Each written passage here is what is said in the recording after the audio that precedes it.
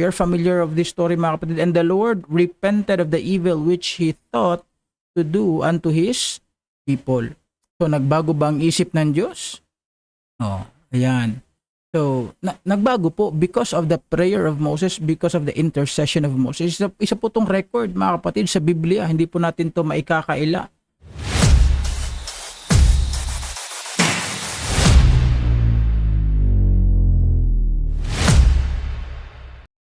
Amen. Mapagpalang araw po sa ating lahat. Brother EJ po. Sa araw na ito tayo po ay manunood at makikinig ng isang video. Patungkol po ito sa isang tanong na patungkol din sa panalangin. Sa video na mapapanood po natin ngayong araw, mga kapatid, ang sasagot po sa tanong na ito ay si R.C. Sproul. Isa po siyang batikang pastor. Marami po sa atin ang nakakakilala sa kanya. So, tingnan mo natin kung ano yung katanungan na kanyang sasagutin sa kanyang video at titingnan natin kung ito po ba ay nababatay sa salita ng Diyos. Ano po? So, ito po yung video. Okay? Ilan siguro sa atin or marami po siguro sa atin ay nakapanood na, nakapakinig din sa video na ito. At ito po yung panunuuri natin. At magre-react po tayo sa sagot ni R.C. Sproul sa katanungan na ito. Patungkol po ito sa panalangin, no? So, can you by prayer change God's will, His divine will? If not, why pray? Okay, nakuha niyo po yung tanong dyan. Nandyan naman, nandito naman po sa caption, no? Sa video mismo, sabi dyan, can you by prayer change God's will? If not, why pray? Napagandang tanong at nawa sa araw na ito maunawaan po natin ang sagot sa katanungan na ito. Play po natin. That's a good question. Although the first part of the question, I don't want to be insensitive, but let's look at it. Can our prayer change God's mind or God's will? I have to say, to ask that question is to answer it. I mean, what could I possibly say to God that would change his mind? Would I give him information that he didn't have before I talked to him? Could I give him counsel and wisdom that he lacked before I talked to him? You and I both know that we are not God's guidance counselors and we don't change his mind. If we don't change his mind, okay, nakuha niyo po yung sagot doon sa unang tanong kasi dalawang tanong po ito eh. So, can you by prayer change God's will? No, yun yung unang tanong. Ang pangalawang tanong, if not, why pray? So, sagot, hindi. Para sa kanya, hindi mo pwedeng baguhin ang pag-iisip ng Diyos. So, yun po yung maliwanag na sagot doon. So, ang sunod na sagot, if not, why pray? No, patuloy po natin itong pakinggan. why pray? Well, first of all, because he commands us to pray. And second of all, through the instrument of prayer, we enter into communion and dialogue with our Heavenly Father, and it is an unspeakable privilege to be able to pray and to let him know our burdens and what's on our mind. Now, again, he knows what we're going to ask before we ask it, and yet he encourages us to ask him. Again, not for his benefit, but for ours. Okay? So, nakita nyo po at napanood po natin ang sagot ni R.C. Sproul sa dalawang tanong na yon, no po, mga kapatid. At isang bagay siguro na mapapansin natin sa pagsagot niya na ito, though maikli lang po yung clip, mga kapatid, no? Isang bagay na ating mapapakinggan or mapapansin sa sagot na ito is that walang talata na binanggit. No scripture was quoted sa kanyang sagot sa katanungan na yon.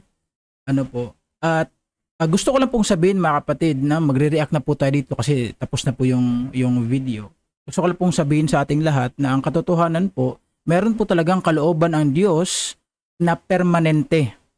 No? Maganda, maliwanag po yan. Ibig sabihin ng permanente, hindi na pwedeng baguhin kahit anong klaseng panalangin natin. May ganun po talagang kalooban ang Panginoon.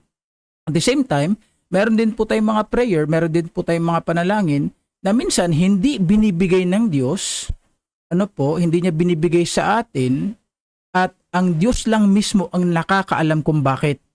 No? I just want to make that clear. May mga panalangin tayo na hindi binibigay ng Panginoon sa atin at minsan siya lang ang nakakaalam. Later on, yung iba naman, pinapaalam niya rin sa atin, nire-reveal niya rin sa atin kung bakit niya hindi binigay yon. It's either hindi makakabuti sa atin or meron pang mas maganda na inihanda ang Diyos para sa atin. Kaya minsan hindi niya binibigay sa atin yung mga hinihingi natin. So may mga ganong pagkakataon, pero ito po yung gusto kong sabihin, sa katanungan na iyon. Meron din po tayong makita kasi sa Biblia. If you're going to read the Bible, if you're going to ask the answer from the Bible po, mga kapatid, meron din pong mga pagkakataon sa Biblia, may mga instances po, na ang Diyos ay meron ng judgment sa isang bagay or sa mga tao or sa isang tao, pero dahil sa isang panalangin, isang prayer, yun po ay nagbago because of the prayer or of the intercession. May mga ganong pagkakataon po. Marami po yan sa Biblia. Bibigay po tayo ng iilan. Think it is always best to read the Bible about this. No, if you can remember the story of Moses, alam po natin, habang nandun po siya sa bundok, kausap ang Diyos, sila Aaron, pati yung mga Israelites, mga kapatid, ay gumawa ng golden calf, nagalit ang Diyos sa kanila. And that story was in Exodus chapter 32. I think pwede nating tingnan yung Biblia natin dyan. Nagalit ang Diyos sa mga Israelita at ito po yung judgment niya. Sa chapter 32 verse number 10, kita naman po dito sa screen natin. And now therefore, ito po, no? Now therefore, let me alone, that my wrath may wax hot against them, against sa mga Israelites, and that I may consume them. Yan po yung judgment ng Diyos sa mga Israelita. Pero, si Moses po ay nag-intercede dito po sa verse number 32. Chapter 32 verse 11, and Moses besought the Lord his God and said, Lord, why doth thy wrath wax hot against thy people, which thou hast brought forth out of the land of Egypt with great power and with a mighty hand. Tuloy natin sa verse number 12. Wherefore, should the Egyptians speak and say, ito po yung nag-intercede po si Moses dito, for mischief did he bring them out, to slay them in the mountains and to consume them from the face of the earth. Turn from thy fierce wrath and repent of this evil against thy people. Tama po yung sinabi ni R.C. Sproul kanina, hindi po tayo guidance counselors ng Panginoon. But ang makikita po natin dito ay nanalangin si Moses sa Diyos na nawala yung galit ng Diyos dito sa mga tao na ito. Sabi niya pa dito sa verse number 13, remember Abraham, Isaac, and Israel, thy servants to whom thou swearest by thine own self, and saidst unto them, I will multiply your seed as the stars of heaven. Tapos papatayin ng Diyos sila ngayon, no? And all this land that I have spoken of will I give unto your seed, and they shall inherit it forever. Ito po yung sagot ng Panginoon sa verse number 14. We know the story. Again, ulitin ko, may mga will po ang Diyos, may mga kalooban po ang Diyos, mga kapatid, na permanente, fixed na yan. Hindi na pwedeng baguhin yan. Pero, makita po natin sa salita ng Diyos na meron din pong mga judgment ang Diyos na nung nanalangin, ang isang tao ay sinagot ng Diyos at nagbago ang kanyang judgment. No, yung iba na delay, bago ang kanyang isip. Another story that we can read from the Bible, is Hezekiah, King Hezekiah. Mamamatay na siya in Isaiah. Tingnan natin saglit. A very, very familiar story din po ito, mga kapatid. Chapter 38, Isaiah chapter 38. Babasahin po natin sa verse 1, simula sa verse 1. Okay? So, in those days was Hezekiah sick unto death. So, we know the story. Hezekiah, mamamatay na siya sa story na ito. And Isaiah the prophet, the son of Amos, came unto him. So, ito, si Isaiah na po ito, mga kapatid. The prophet. Ang sabi ni Isaiah, thus saith the Lord, ang Panginoong Diyos ang nagsabi, set thine house in order, for thou shalt die and not live. Maliwanag po yan.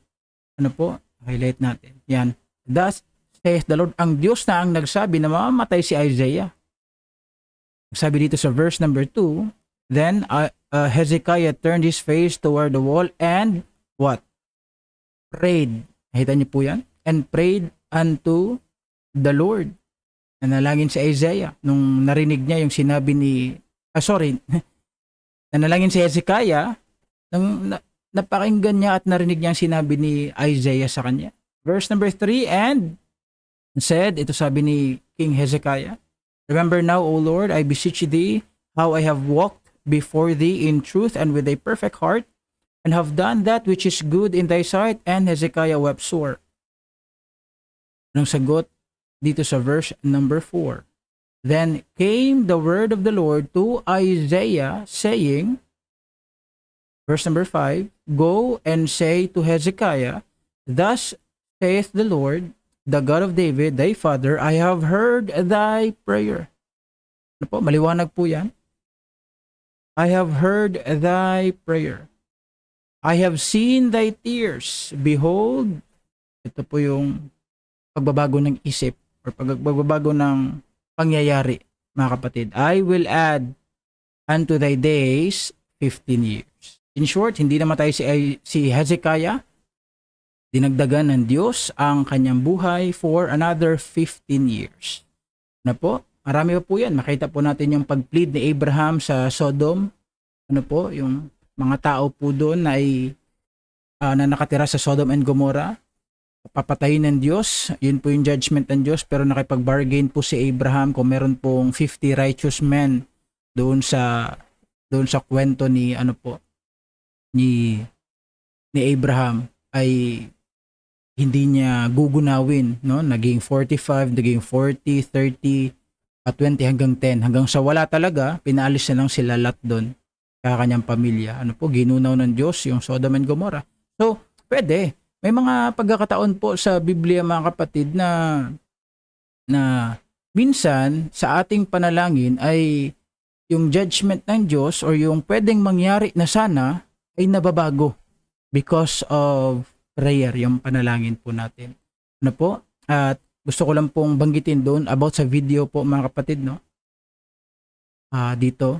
Meron namang mga katotohanan dyan. Una sa lahat, yung sinabi po ni RC na why we pray, because God commands us to pray. Tama po yun. Totoo po yun. Nasa Biblia po yan. Tayo po mga Kristiyano ay inuutusan ng Diyos na manalangin. At yung sinabi niya po kanina na privilege, ano po, yung makapag-usap ka sa Diyos or sa ating Ama.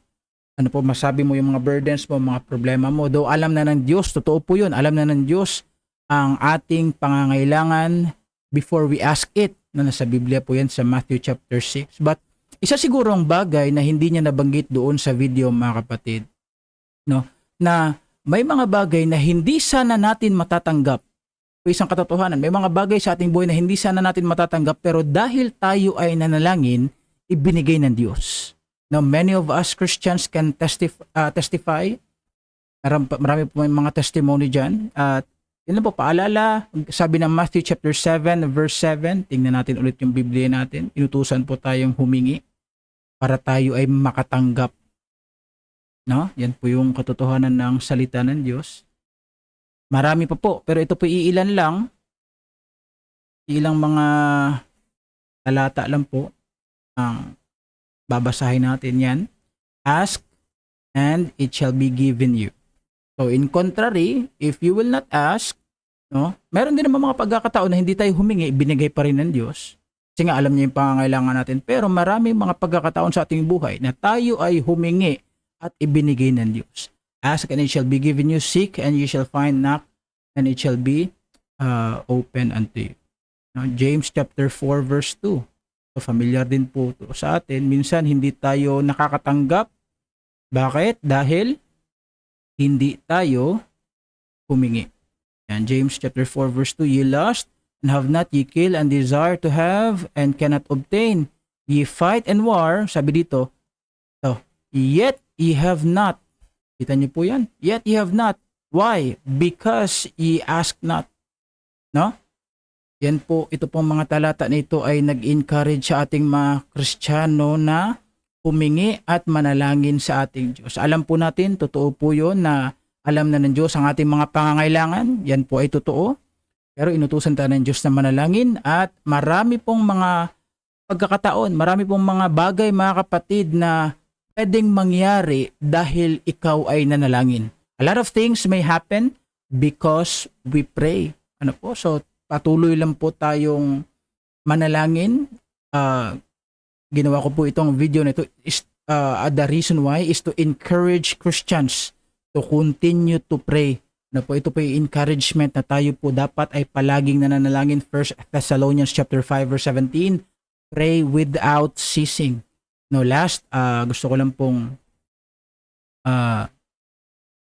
basahin itong Philippians chapter 4 verse 6. Ito, napagandang talata. Be careful for nothing, but in everything by prayer and supplication. With thanksgiving, let your requests be made known unto God. Amen. Nawa, ito po ay naging pagpapala at encouragement sa ating mga Kristiyano na patuloy po tayong manalangin, patuloy po tayong magpasalamat sa Diyos sa ating pananalangin, purihin natin ang Diyos, makipag-usap tayo sa Diyos, mga kapatid. Ano po, humingi tayo ng lakas, humingi tayo ng biyaya ng Diyos sa araw-araw, at humingi tayo ng ating mga pangangailangan sa ating Diyos. I hope again, this is a blessing for each and every one of us. At maraming salamat po sa panunood at pakikinig. May God bless you at sana i-share po natin to kung ito po ay naging blessing sa ating lahat. God bless you and maraming salamat.